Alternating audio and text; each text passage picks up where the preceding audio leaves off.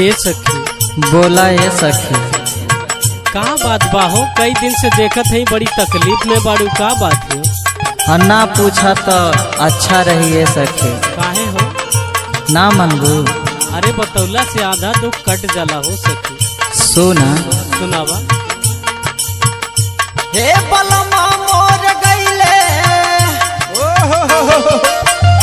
हे बलमा मोर गईले, छोड़ी परदेसवा बलमा मोर गईले, छोड़ी परदेसवा बलमा मोर गईले, छोड़ी परदेसवा बलमा मोर गईले।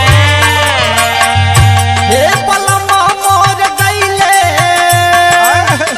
हे बलमा मोर गईले, छोड़ी परदेसवा बलमा मोर गईले, छोड़ी परदेसवा बलमा मोर गईले, छोड़ी परदेसवा बलमा मोर गईले।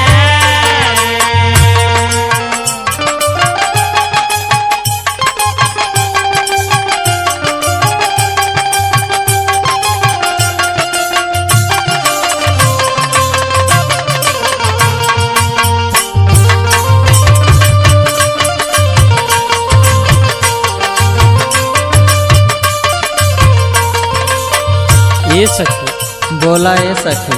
आ जाए दाना 10 रुपया ना कमैया तो कैसे का करबू? और सुना। सुनावा। हाँ याद बढ़िया वह जबा फेरी करवटिया हो, फेरी करवटिया हो, फेरी करवटिया हो, फेरी करवटिया हो, फेरी करवटिया हो। हाँ दिनों न कटे अब पहाड़ भइल रतिया हो, पहाड़ भइल रतिया, पहाड़ भइल रतिया हो, पहाड़ भइल रतिया, पहाड़ भइल रतिया हो। हाँ याद बढ़िया वह जबा फेरी करवटिया हो, दिनों न कटे अब पहाड़ भइल रतिया हो। और सुना। सुनावा। प्यार में अपना पगली बनैले, छोड़ी परदेसवा बलमा मोर गईले,